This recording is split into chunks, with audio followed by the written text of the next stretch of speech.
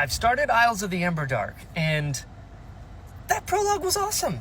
It's like a young girl whose name is Starling, and she's a dragon, and I guess dragons spend like 30 years of their life, the beginning, as like a human to understand like perspective, I guess.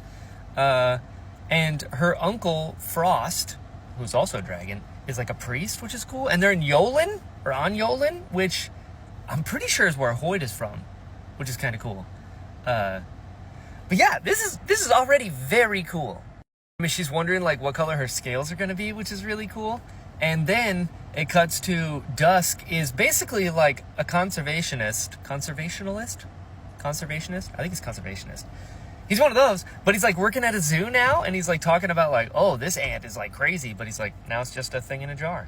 I love that. And then the next chapter starts with the first chapter in Six of the Dusk, which anyone who knows me knows that Six of the Dusk is probably my least favorite Cosmere story.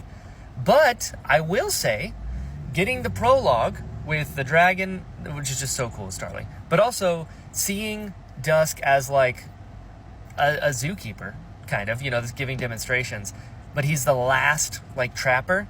To have that context and then go into the flashback, much better experience already, because I got to know him and I care about him already, and now we're gonna see him, you know, go through the things that he did in Six of the Dusk as flashbacks, which that's a really cool choice. I like that a lot. But I got a really long drive ahead of me, so we're gonna knock some of this audiobook out. Just finished chapter 10, and it's good. It's good so far. I'm a little bummed that it started with Starling, who was already so cool, and there's dragons, and I'm like, oh shit, I want more of this. And now I'm 10 chapters in, and there hasn't been a single Starling thing yet. But I'm liking it. I like this kind of format where Six of the Dusk is a flashback, and we're getting like little bits because Vathi and Dusk are still here, but they're going back to like when they met and whatnot, you know, with her group in Patji, and he's like, you shouldn't be here, and she's like, well, somebody's gotta be eventually. So I'm digging that. Coker-Lee, the bird, which is not an AVR, it's just a special bird, and apparently the birds that are born specifically there have the talents, but not if you take them away from there, they don't get it. So probably some investiture stuff happening there. But Coker-Lee is no longer with us. It got like the Cosmere bird flu, which is a bummer. And Sock also got it, but Sock survived. I like this. I like Six of the Dusk being flashbacks within Isles of the Emberdark much more than I like Six of the Dusk as is. Really interesting that Vathi and him are still, you know, talking and working together. But Coker-Lee showed him her body for the first time. He's never showed anybody else's body except for his own. So that's really interesting. I wonder why that's happening. Ones above are Scadrians, which makes sense. It seems like Scadrians are like the space people like everywhere now. So they were Scadrians. They lifted their helmets up for the first time after like years, and they had like metal on their cheeks. I don't know if that was like a microphone or something, or if it was something else, but those are Scadrians. Interesting. Dusk also saw himself get like a vision of himself getting killed by one of the Scadrians, which is kind of wild. But then a shard bearer showed up, but summoned a shard gun. I mean, I guess it would stand to reason because they can summon like shard weapons like spears and knives and hammers and staffs and all this stuff. But a shard gun is pretty wild. I wonder who that was, because that had to be somebody of importance. But they could also, wherever Pachi is, they could wear full shard plate and summon their shard gun.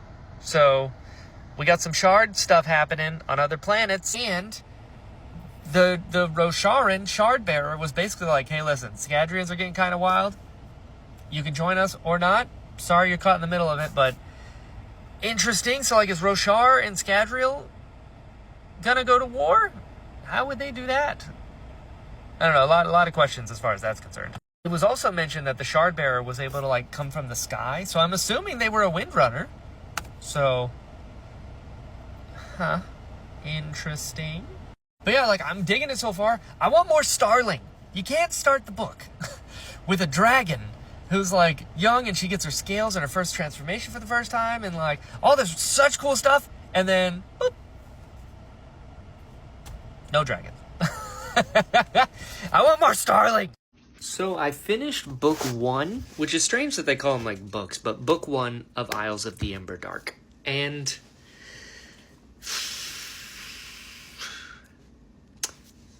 here's some things. 1, Dusk punched a senator. Okay, I like that. I like that all day. This whole like worms thing where the AVRs get their talents because they eat these worms, and it's like a parasite, and that's what gives them the thing. Totally forgot that. If that was in Six of the Dusk, I do not remember that at all. And Dusk was talking about covering the boat. It was like worms floated in the not water, and they're talking about perpendicularities without saying perpendicularities. And Dusk and Vathi found Shadesmar, I guess. But then the Shard Bearer asked about a perpendicularity. So we're like, okay, we're getting a lot of mixed signals. There are a lot of different signals here. And then Dusk goes, did he go through a perpendicularity? Is that what that was? And now he's in Shadesmar? Or did he do something else? Because he like went into the pool, and now he's somewhere else. So I'm a little confused as to what's going on here. I know I originally said that I like the idea of having like the flashbacks and stuff, but I'm going to be honest with you, because I will always be honest with you all.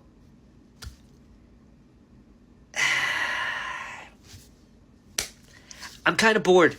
I'm sorry. I feel like it's a me problem, but Six of the Dusk is my least favorite Brandon Sanderson story that I've read, and I came in expecting to love Isles of the Emberdark because everybody loves it. And granted, I'm only done with book 1, so there's still plenty of time, and I would love to hit some really, really cool stuff.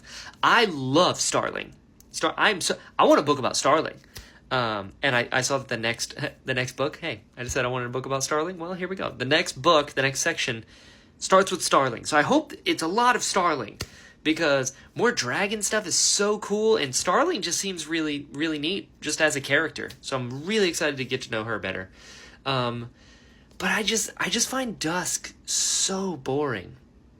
I don't know what it is. I thought he was super boring in Six of the Dusk, and I have found him to be equally boring in Isles of the Emberdark thus far. I hope I'm wrong. I hope something crazy happens. Even more so than a Shard Bearer showing up, and the Scadrians showing up and showing their faces for the first time in years. But so far, it's okay. My disconnect currently is the same disconnect I had with Six of the Dusk, and so we'll see what happens going on here. But I'm very excited for this. I'm very, very, very excited for the Starling section. So here we go. I've just finished chapter 22 and 23 of Isles of the Emberdark. 2 chapters.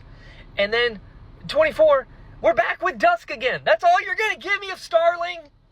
All right, let's catch up. So it's been 50 years since she did her transformation into her dragon form. But now she's locked into her human form and has been for the last 12 years or something.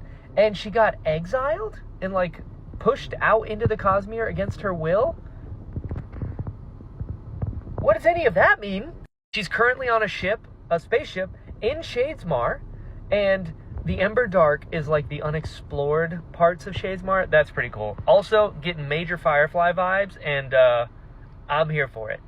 She's wearing these silver manacles, and that's what keeps her locked in the human form. I love how positive she is. I love that her swear word is shards. That's delightful. I love that. Granted, when she was talking about the ship, one of the parts that she mentioned that's really expensive was an awakened metal mind.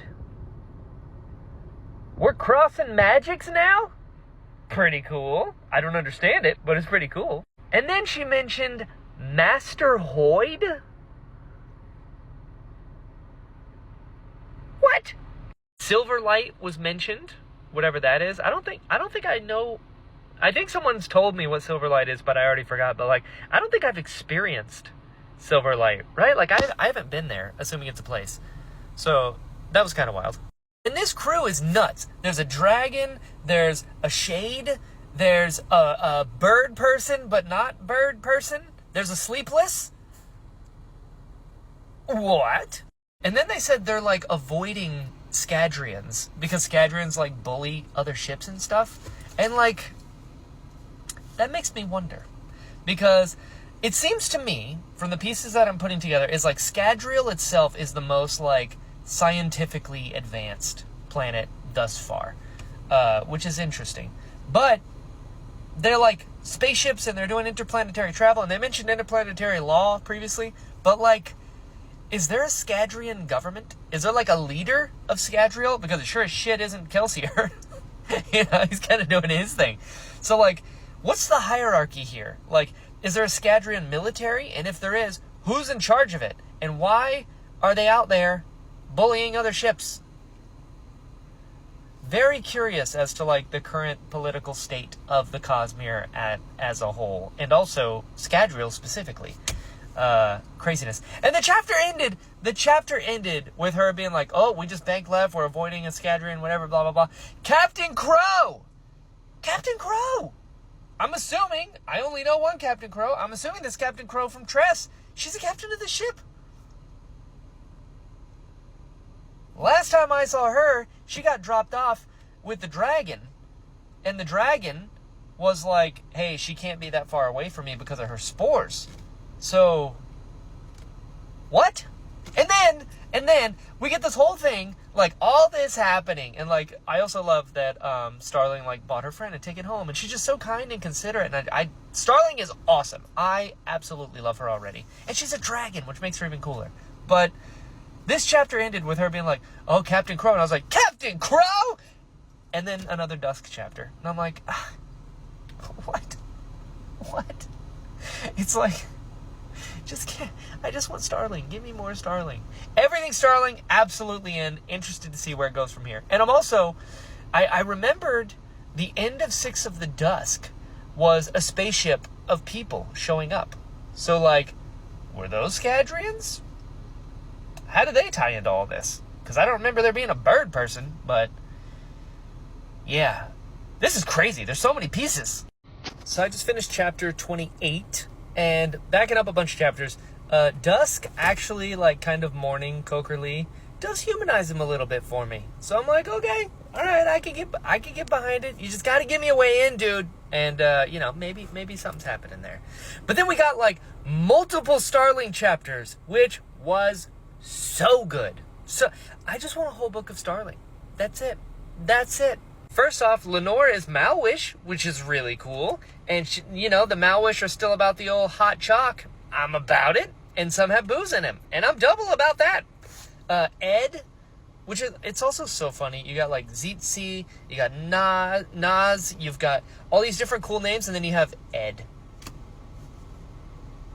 I love that. But Ed is, like, born and raised in Silverlight, and he's, like, an arcanist, which is pretty cool. I like that a lot. And then in Shadesmar, there's this giant skyscraper-sized entity of negative investiture. That seems like it could be a very big problem. And it almost was. And then there was a derelict ship that was, there was an Iriali family. So the Iriali, once again, they're back. They're around. I feel like the Iriali are like the new Elantrians, where, like, up until now, like, Elantrians are kind of like, Cosmere nomads just kind of going around. I felt like I've seen Iriali like everywhere. So that was pretty cool. I like that Starling was like, well, I'm gonna go get him. And Crow had to deal with her second mutiny, which is, I mean, kind of funny. Like, why do they keep putting her in charge? I love Crow. She's such a cool kind of, I mean, she's not really a villain anymore, is she? Whatever she is, she's not a very good captain. But so Starling, apparently this thing has like killed a dragon that she knew. But she goes and like sees in its eyes a possible future of herself, and she's like really old and still has the manacles on. That sucks. Just being like, hey, you're going to be stuck, chained, and not in dragon form for the rest of your life. And she's like, no, I don't accept that. Starling is awesome. She also mentioned that she saw Captain Crow like rip someone in half with the vines coming out of her, which is absolutely insane. But also she mentioned that Hoyd used to be the navigator on the ship. So I'm assuming this takes place after Tress. Obviously, because Zaisis is the owner of the ship, which is cool. And he's not, obviously, at the bottom of the Crimson Sea. But what's really funny is, like, I keep thinking this takes place afterwards. And Hoyd was the navigator, but Crow was the captain. And the ship is owned by Xysis. So I wonder what that was like for Crow. Because in Tress, Hoyd was like a dum-dum the whole time. And then to go from, you know, Hoyd wearing, you know, socks with sandals to being the navigator on a spaceship, getting to see him like in his true form, must have been pretty wild. Also, apparently Scadrial and Taldane have it to where it's like totally legal to like execute a sleepless on sight. I wonder why. What's up with that? I am so fascinated now by like how the Cosmere is set up, because there's like trades between planets and stuff. Like, who's in charge? Are there governments that are like planet-wide now? Because when we started this journey, they didn't even know in Luthadel, or in Elendel, I guess by then, they didn't even know about the Malwish people on their own planet. And now you're telling me planets are trading with other planets, and there's interplanetary law and all kinds of crazy shit. Like, what does any of that mean? And like, who's in charge? Who's in charge? And Nas, when I first met him, it was in Secret History, and he was with Chris, and he was basically like, don't touch my things, and, you know, very, kind of like, Yuichiro from Demon Slayer, who's like, don't even look at Lady Tamayo. Like, he kind of reminded me of him. But now he's a shade, which, from Threnody, it's like, if they see blood, they go crazy, like, we're gonna kill you now. And his eyes, like, you know, were green, and it's like, don't turn red. Somehow, I feel like he's even more calm now that he's a shade. But I'm so interested in everything with Starling and the ship, and like, obviously I'm pretty confused about like the science stuff, but this is straight up Firefly vibes, which is right up my alley. This is fantastic. So I finished chapter 30, and there's so much stuff being thrown around that I'm just like, it's nuts. So they get to Silverlight, and it's mentioned there's a nexus, which I was like, hey, and it's like a perpendicularity that goes to 3 different places, one of which being Yolen, which is really cool. And then 2 others, but it didn't say who the other 2 were, so curious. And then they said that, you know, Silverlight was kind of built upwards, and it says that it was made of like dragon steel beams, and I was like, dragon steel? Nexus? I'm going there in December. I don't know, I just thought that was cool. Crow just left. She's like, all right, well, that's one too many mutinies for me, and just leaves. And now Starling is the captain, which, hey, I'm all for it. Listen, oh, captain, my captain. I'm Team Starling all day long. That happened. The Iriali family that they saved, the dad bought this, like, map. It's like an old Iriali map made of hair, which is really weird. And it's supposed to be a map to a hidden perpendicularity. And that's what they were looking for when the fire started and they like got stranded and whatever. So he just gives it to Starling. It's like, thanks, you know, we tried, see what happens. And Ed sees it and is like, oh my god, you know, this belongs in a museum.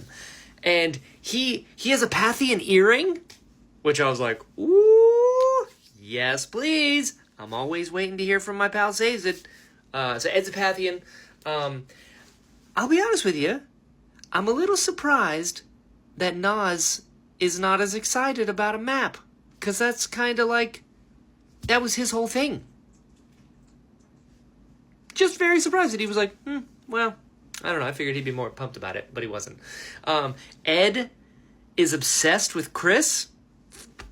Listen, Ed, me and you, pal, same. Anytime, and now Chris is being mentioned, which I love, because I love Chris, and I really thought she was going to be a part of Stormlight, or, you know, some bigger Cosmere thing, and I haven't heard anything about her, so, I don't know, I was just really excited to, I was really excited to hear that she's, you know, doing stuff. She's back on Taldane, which is interesting.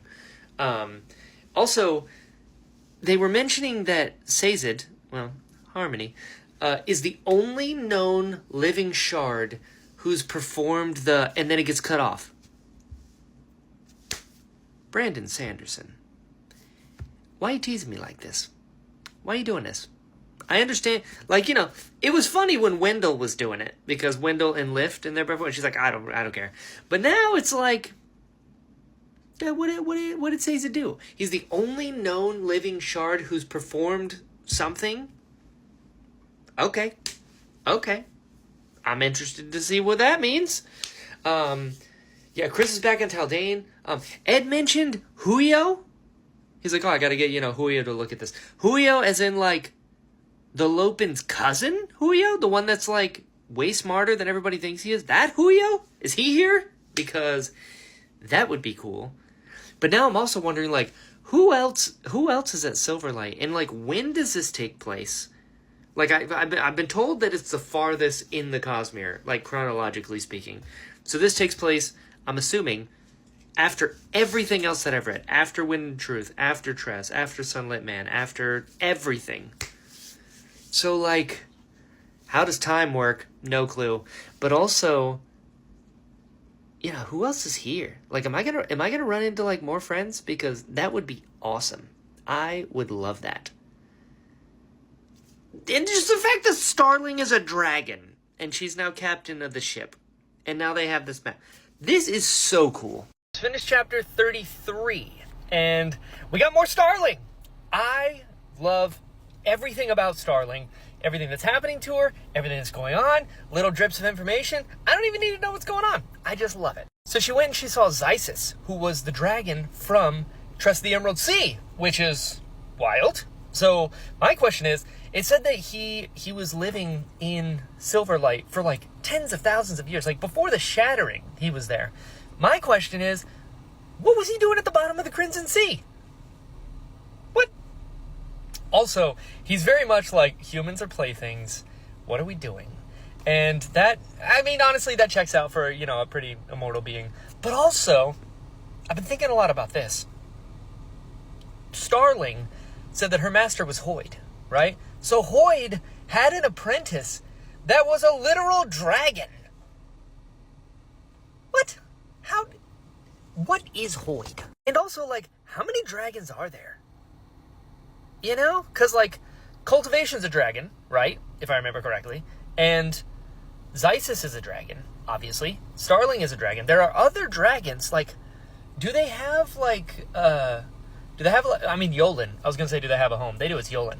But, well, shit, hold on. So Hoyd is also from Yolen. Is Hoyd a dragon? No, there's no way. Xysis Cupbearer being an emperor from seemingly Roshar is such a power move. Like, that is crazy. And so she showed up, and Crow got there first, because it's like, well, shit, I can't captain anything. They keep mutinying on me. And Xysis is like, all right, well, let's see when she gets here. Then she got there, and they talked about it. And, like, basically, Starling was like, hey, I got this map. Like, there's the perpendicularity. And he was, like, really interested in the AVRs, which, how do they not already know that? Like, where the AVRs are. They're dragons. They've been around forever. Like, how did they not discover, I guess, Dusk's planet? I don't know, still some questions around there. And then, so basically he's like, hey, give me 6 months, I'll find this perpendicularity from this Iriali hair map. And then, or, if that doesn't, if I fail, then you keep the ship and I'll be like a demigod on one of your planets in your name kind of thing. So like, okay, ooh, lights. And then we go to Dusk, and Dusk said, Dusk doesn't say much. Dusk, what is happening back there? Dusk figured out that he can, like, eat the worm paste that, like, he made. And then he could hear a voice in his head, and he said it was Patji. But, like, is Patji the island, or is Patji the planet? And is it sentient? Or is he talking to a god? Is he talking to a shard? Like, what is that about? Lots of questions as far as that's concerned. And yeah, I'm digging this. I just want more Starling. I keep saying it, and I'm gonna keep saying it. But this book kind of reminds me of, like, The Way of Kings, when you got some really cool, like, Kaladin chapters, and then it cuts to a Shallan chapter. Which, granted, ended up loving Shallan later on, but at the time was like, okay, this is... Can we get back to Kaladin, please? That's how I feel about Starling. Like, I want to know everything about Starling always. So I finished chapter 38, and I feel like we're in a completely different Cosmere. You know what I mean? Like, so much has happened. We're so far ahead into the future that, like, everything is different now. Like, Rip Van Winkle, goes to sleep and then wakes up hundreds of years into the future and it's like, okay, hold on, how do things work now? Like, everything I thought I knew is so different now.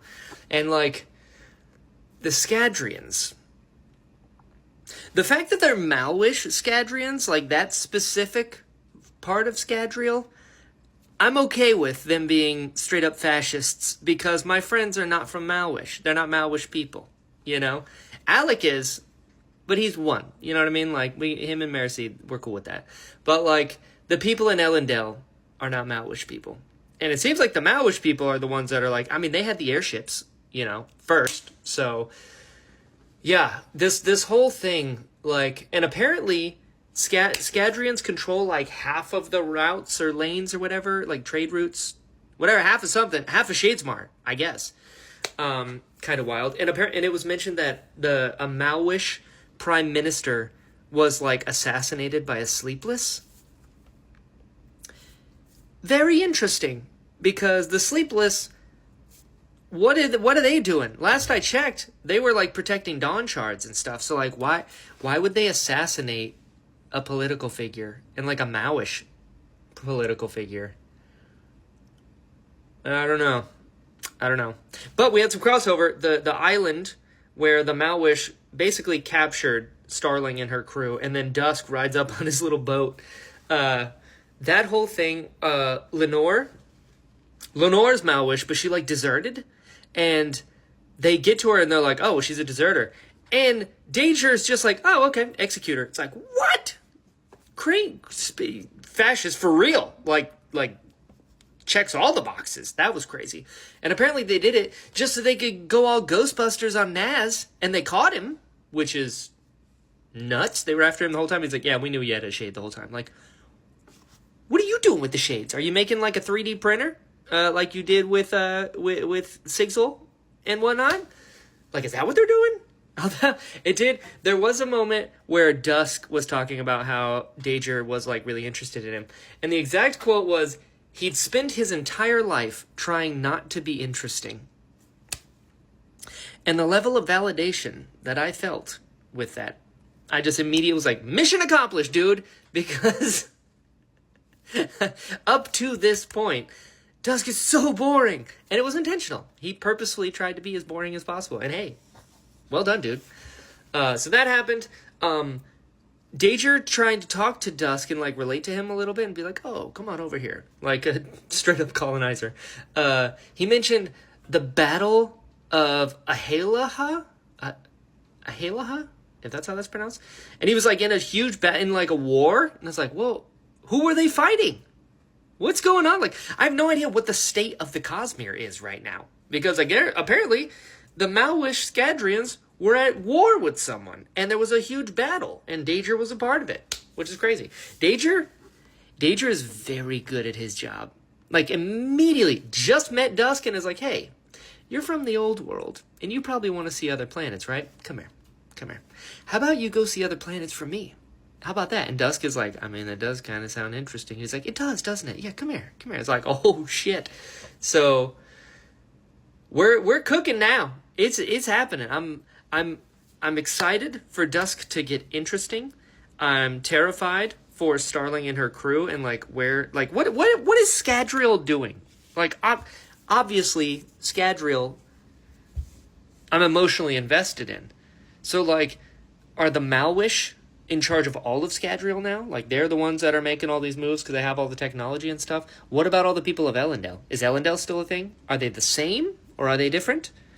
Where do the Ghostbloods fit into all of this? Because I feel like they would be pretty interested in what's going on right now. So, I don't know. Questions. I just finished chapter 40, and that was so good. Also, here's Kubo. Say hi, Kubo. I know. So, Danger said that Hoyd is, like, the most dangerous being in the Cosmere. What has happened since the last books to now? It's also hilarious that he's like, he's the most dangerous being in the Cosmere, the fool himself.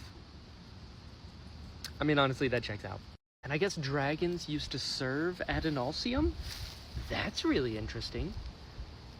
I wonder if the dragons had anything to do with coming up with the idea of the shattering. Like, maybe the dragons and the humans were like, I'm sick of this guy. We should handle it. And they're like, yeah, let's do it. Because Cultivation's a dragon, and she, assuming she's like the first shard bearer, shard wielder, holder? Vessel. That's held Cultivation. Interested to see when all that happened and when it went down. And then he offers her a job, which again, Dager is so smart. Like, just playing the game. He's very... he is a fascinating character. So that was... I mean, we'll see what happens. But, like, he's so calm and collected and was like, also, I could get those manacles off. And she's like, what? And he's like, yeah, no, we got into this place where you used to keep your Dawn Shard. She's like, how do you know all this? And he's like, yeah, I actually have a cannon headed this way. We were going to take on the entity. And I'm like, who is this guy? They're meeting, like, things that are unbreakable. You can't mess with it. Huge beings of, like, pure investiture. And he's like, yeah, no, we could totally take that down. Like, what? In the Malwish, instead of having the wooden masks, they have these, like, metal things on their face now. So that's pretty cool. But there are some that still wear the wooden masks, but it's more like a religious thing. Thought that was interesting. He also mentioned that, like, oh yeah, dragons used to be this, like, amazing thing. But now any child with a coin can soar through the air. And I was like, oh, okay, cool. So they're still doing that even now with Allomancy, like steel pushing. So I don't know. I just thought that was cool. And just like, I don't know how casual he's talking about things like, oh yeah, no, we knew you had a shade and like, we got him now. So do you want to join my crew and just work for me for like 20 years, which is nothing for you. And then we could talk about, you know, getting your crew out of here. Like, I don't know. He's so ahead of everyone and so in control that I'm fascinated by him. But we'll see what she does. I just finished chapter 42, and a couple things I learned. Number one, apparently dragons don't have to eat. That's pretty cool.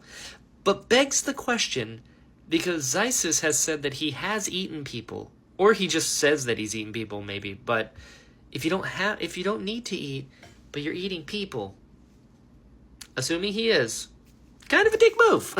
She also mentioned the spirit shores, which I guess some of them go like a little bit when they sleep, but she can't because they're manacles, and it's where dragons go when they die, I guess, because they can be killed, I suppose. The spirit shores reminded me, the way that she talked about them reminded me a lot of how like Gandalf talks about, you know, white shores and the afterlife and whatnot. Nas, it was talked about Nas being used as leverage against the Night Brigade. So we got a little Sunlit Man thing happening. Interesting. The Sleepless. It was mentioned that the Sleepless were after Zeetzi's people to, like, experiment on them because they're, you know, bird people, I guess. But, like, I don't know. In my mind, we've got, like, the Sleepless are, you know, the weird, creepy Kremlin things that, like, Lift ran into. But they're also, like, the protectors of the Dawn Shards and, like, Rissyn. You know? So, why would they want to run experiments? Like, what are they running experiments on? Why? What's the point? Are they to further protect the Dawn Shards? I don't know. Just thought that was interesting. But because of that, Zeetzi is very concerned and does not like Chrysalis. Which makes sense, but it doesn't make sense as to, like, how long have they been on the same crew? Like, I guess they don't know that they didn't know before now that she was a Sleepless, and now they do know? And the fact that she could, like, copy their voices made Zeetzi really uncomfortable? I don't know. I thought they had, like, traveled together for a long time.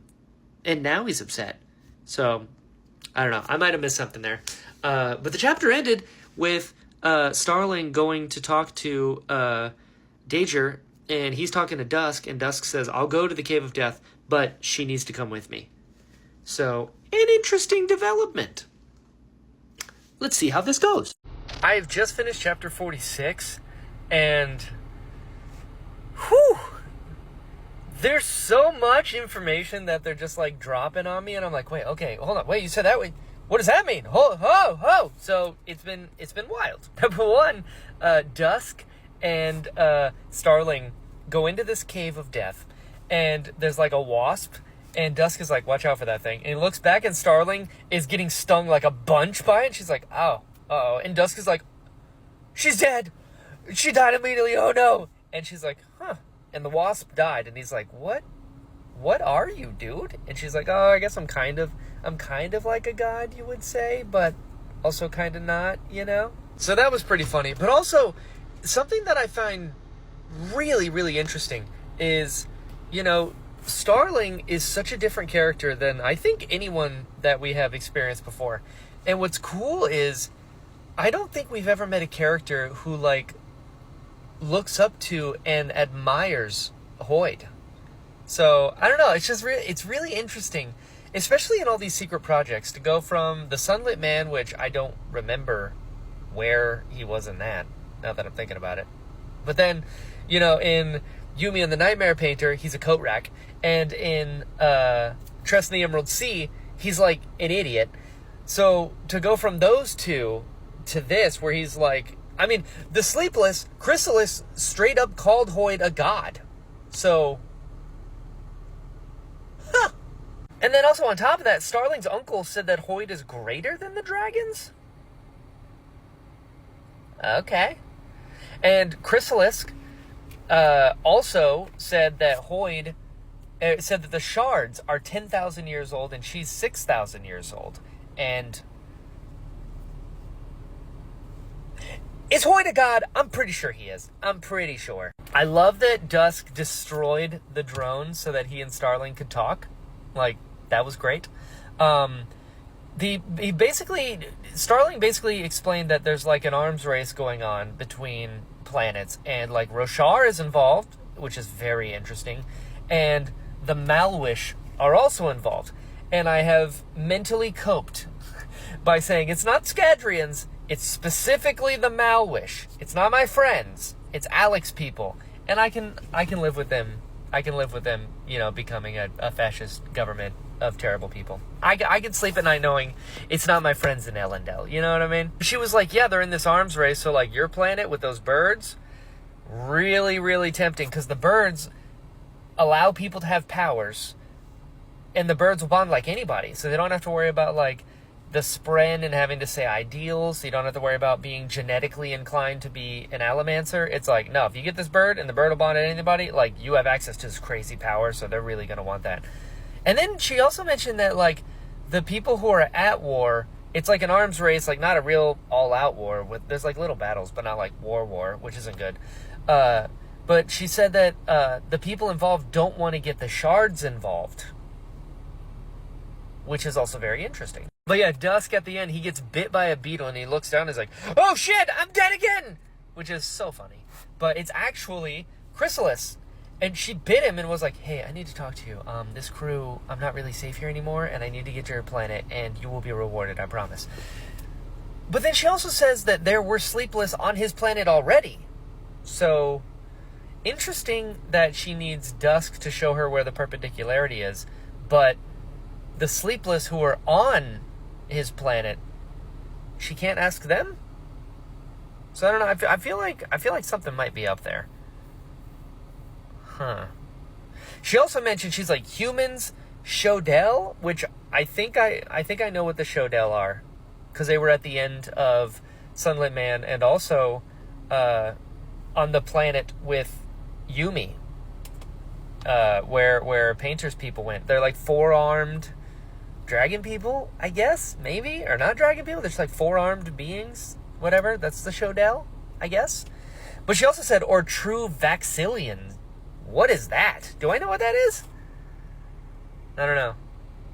But hey, I'm real interested to see where this goes. I've realized that I don't like Dusk when he's by himself, because he's so boring. I have nothing against the guy, he's just really boring to read about him for me. But when he's with Starling, who I find incredibly fascinating, when they're together, I like Dusk much better. And, contrary to what you may think, because, I make videos on here, I also don't really say anything unless I have something to say. In real life, I'm very, I can relate to that, where, you don't have to always be talking. But, yeah, to see him around other people, he's much better for me. But I'm interested to see where this goes. I just finished chapter 50, and more stuff is just dropping. Number one, Frost was at the Shattering, and the dragons have written records of the event? I want to read that. I want to know where it is. I guess it makes sense because dragons are immortal, and they would have been around because they were working for Ed and also, oh shit, what am I saying? As I'm like, oh wait, I already knew that. But what I didn't know was that the dragons have written records of the event. So that's pretty cool. And then Dusk sees a sign with letterings that he invented. Like, he saw his sign essentially written by him, but not him. Huh. Okay. Starling apparently saved a bunch of people like a while ago, and that's why she's now being like punished with like the manacles and whatnot. And she agreed basically to have like the manacles blasted off of her, and she was transported to where dragons go when they die or when they meditate and sleep and whatever. And she goes looking for her uncle, and Hoyt is there. So that's exciting. Let's see what he's got to say. So I just finished book 3, and that okay, hold on. So Hoyt is currently stuck in a vault somehow, I guess. He was married at one point, and now he's not because his wife doesn't remember that she's his wife. Never in a million years would I have ever expected that. And then he went from that to saying, if you see the twins, let them know I could use their help. Does Hoyt have children? Does he have twin kids? Or does he know a set of twins that he needs the help from? Okay. All right. And then he did say, if you see Sigil, slap him in the face for me. That made me laugh. That was pretty good. But yeah, Hoyt, that's blowing my mind right now. Especially me, who's been talking shit about Hoyt for almost a year, to finally be like really interested in Hoyt and like, I like him.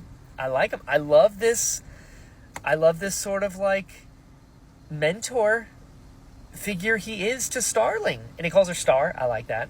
But yeah, I mean, what a crazy turn. Huh. I mean, you guys know how if you've been here for a while, you know how I feel about mentors personally. But also, like, I don't know. I've always said one of my biggest problems with Hoyt, until pretty recently, was Stormlight taught me a thing about myself. And that is a pet peeve that I have that frustrates the shit out of me, is people who can help but don't. And that includes the Stormfather, and up until recently included Hoyt.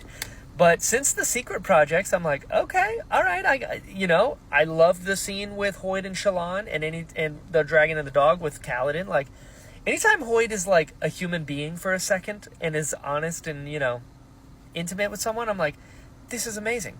And you don't get a whole lot of that from him. But this here, him and Starling, honestly, him and Starling are probably my favorite dynamic Hoyt has had.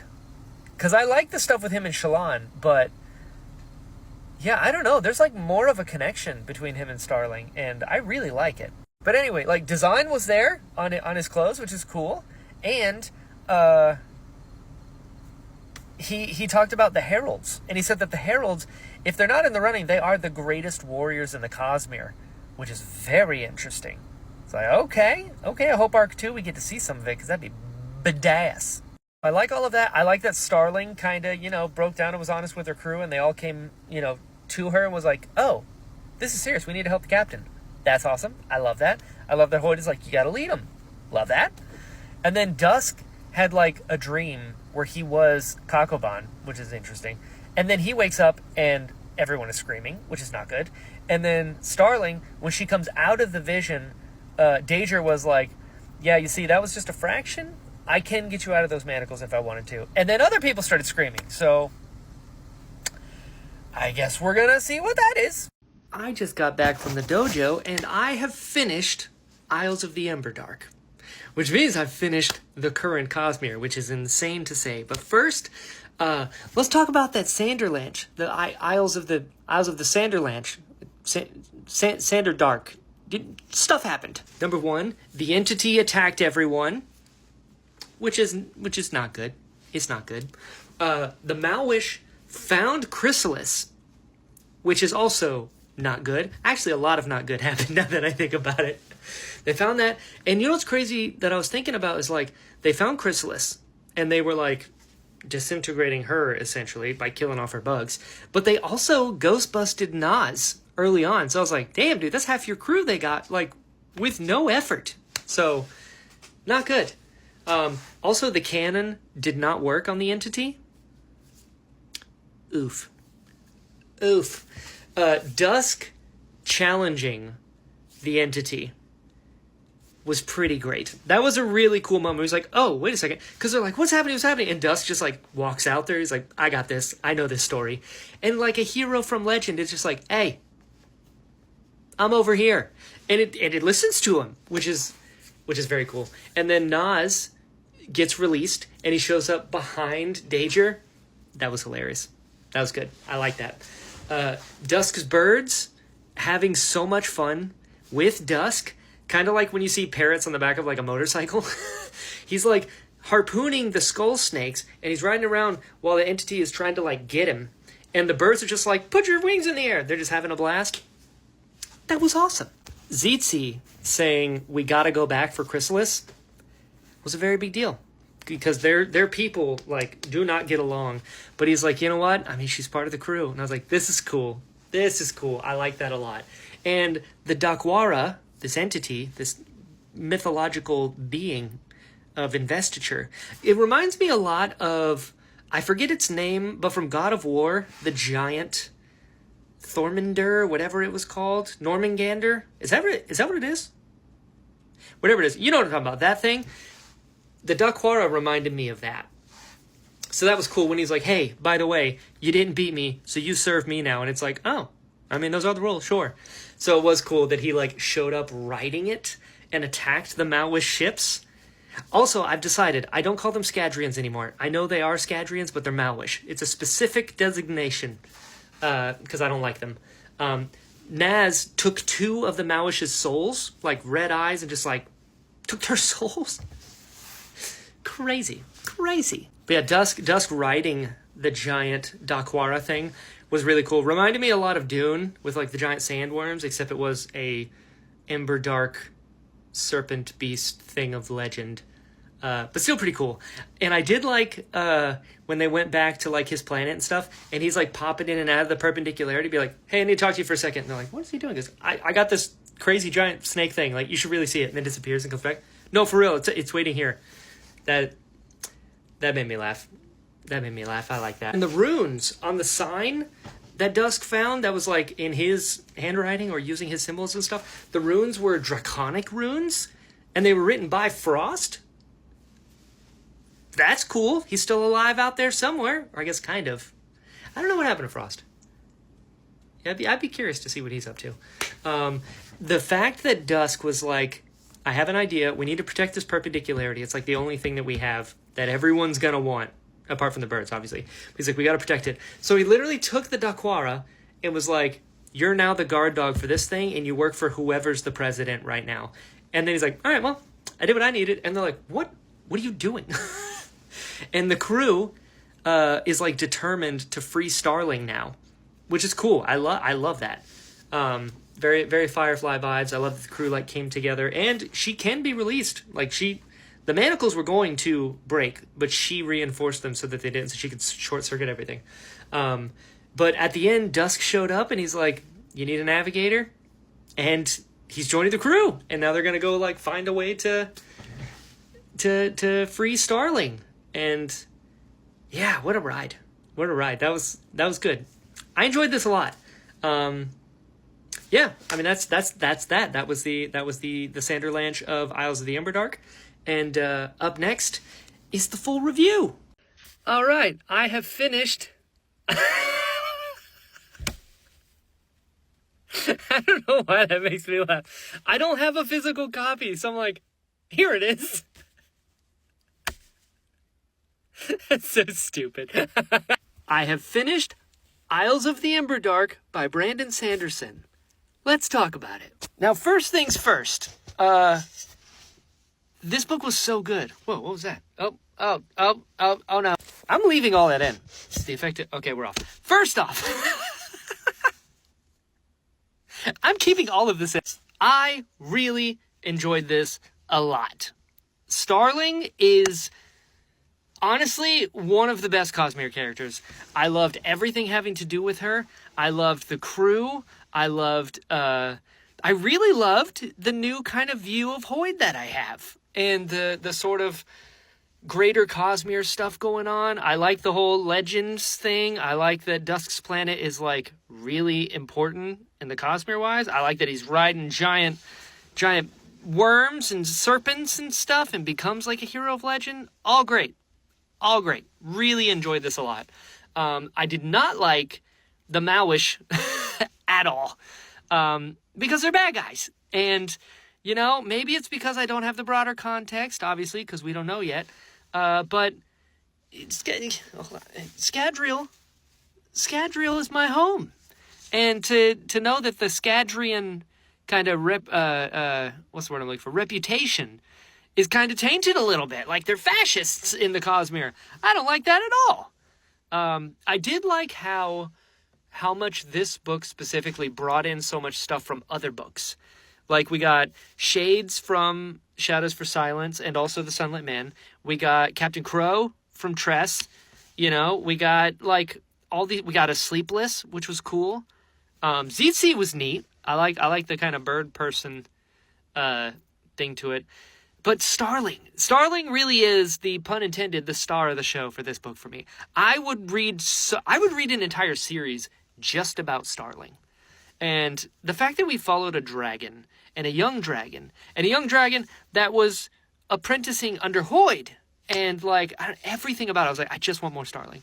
I did mention that, you know, Dusk is much better for me as like a supporting character or, you know, a member of a crew kind of thing. He himself, even the beginning of this book, I just find him so boring.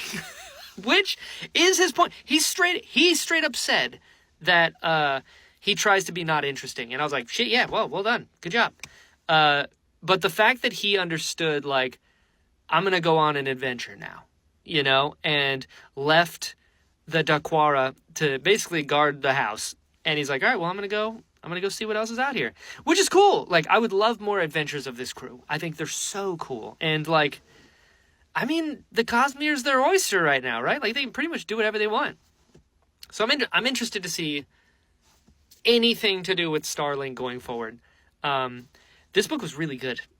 I really liked it. Now, that said, I know how some people, they like to rank stuff. And I'm not typically good at ranking stuff. But there's been 4 secret projects that I have read. And my ranking may surprise you. So let's get into it. Because why not? Now that I am completely caught up on the Cosmere, which is insane to say, because I started this journey in January.